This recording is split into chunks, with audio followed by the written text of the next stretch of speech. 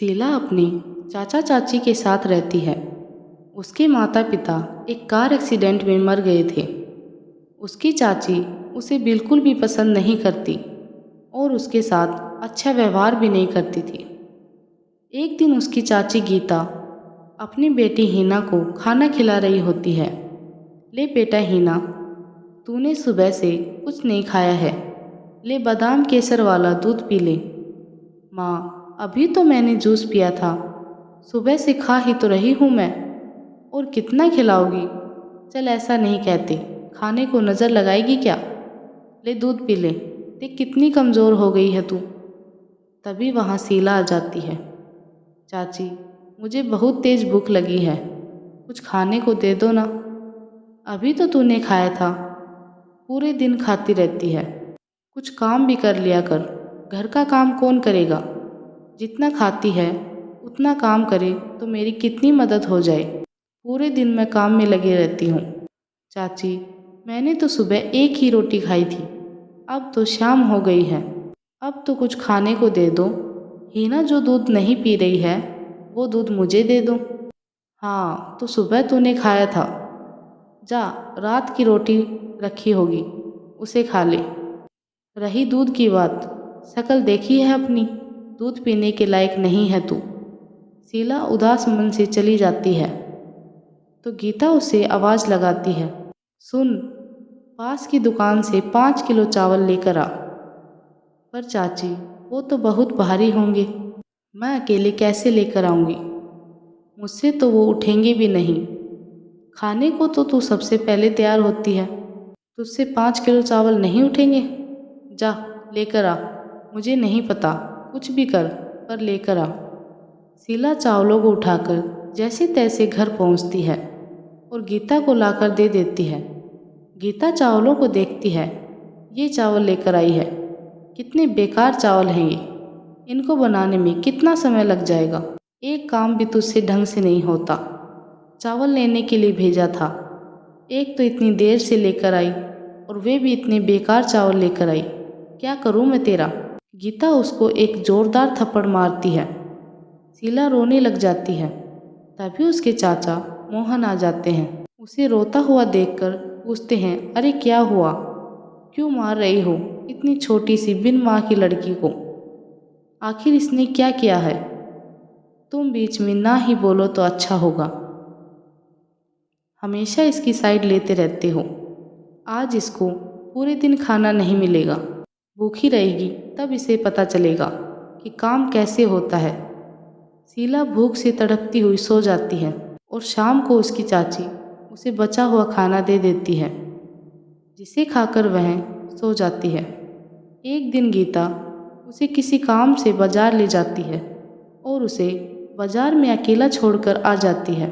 शीला को घर का रास्ता नहीं पता था तो वो उस बाजार में भटक जाती है। उसी वक्त एक कचरा उठाने वाले पर कुछ कुत्ते भौंक रहे होते हैं तो शीला उस कचरा उठाने वाले को कुत्तों से बचाती है। बहुत बहुत शुक्रिया बेटा, तुमने मेरी मदद की। शुक्रिया कैसा, ये तो मेरा फ़र्ज़ है। बेटा, तुम्हें मैंने यहाँ पहले कभी नहीं देखा, तुम यहाँ नई आई हो क्या? नहीं, मैं यहाँ रास्ता भूल गई हूँ और मेरी चाची मुझे बाजार में अकेला छोड़कर चली गई। अब मेरा यहाँ कोई नहीं है। मेरे माता पिता एक कार एक्सीडेंट में मर गए थे। कोई बात नहीं बेटा, तुम मेरे साथ रहना। जैसे मैं कचरा इकट्ठा करके दिन गुजारता हूँ वैसे तुम भी कर लेना, तुम्हारे भी दिन कट जाएंगे। शीला उस कचरा उठाने वाले के साथ रहने लग गई और कचरा इकट्ठा करके दिन गुजार रही होती है। तभी एक बार उसका सिर घूम जाता है और वो बेहोश होकर ज़मीन पर गिर जाती है। उसके साथ काम करने वालों ने उसे एक अस्पताल में पहुंचा देते हैं। डॉक्टर बोलता है इसका चेकअप करना होगा। कुछ देर बाद शीला को होश आता है तो डॉक्टर शीला से पूछते हैं, क्या हुआ बेटा, तुम बेहोश क्यों हो गई थी? तुम तो अंदर से बहुत कमज़ोर हो, कुछ खाती पीती नहीं हो क्या?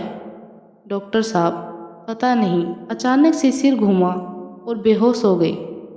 तुम्हारे माता पिता कोई हैं तुम्हारे साथ? किसके साथ रहती हो? मेरा कोई नहीं है। और अपनी सारी कहानी बताती है। कोई नहीं बेटा, आज से तुम इस कचरे के काम को छोड़ दो और मेरे क्लिनिक पर काम करो। इससे पढ़ लिख कर अच्छी इंसान बनो। शीला उनके क्लिनिक पर काम करने लग जाती है। यहीं दूसरी ओर जब उसके चाचा को गीता के बारे में पता चलता है, गीता, शीला कहाँ है?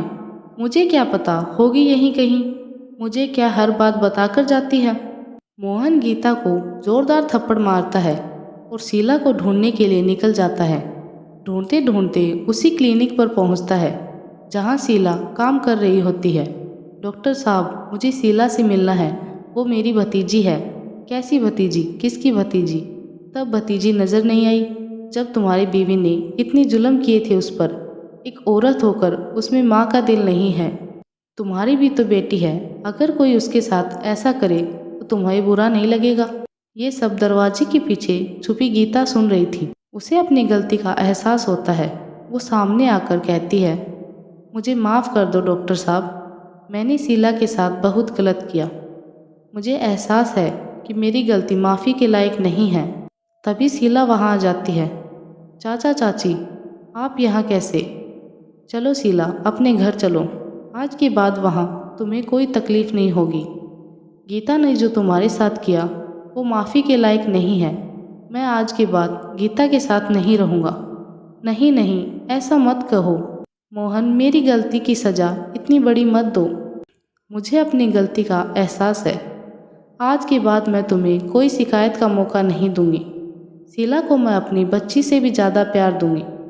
शीला, जाओ, अपने चाचा चाची के साथ जाओ। वो ही तुम्हारा घर है। और मोहन, तुम्हें शीला का बहुत ख्याल रखना होगा। उसे पढ़ाना लिखाना, उसे एक अच्छा इंसान बनाना। डॉक्टर साहब, मैं शीला का बहुत ख्याल रखूँगा। एक ये ही मेरे भाई की आखिरी निशानी है। इसको मैं बहुत संभाल के रखूँगा। अब शीला चाचा चाची के साथ घर आ जाती है और उनके साथ हंसी खुशी रहने लग जाती है।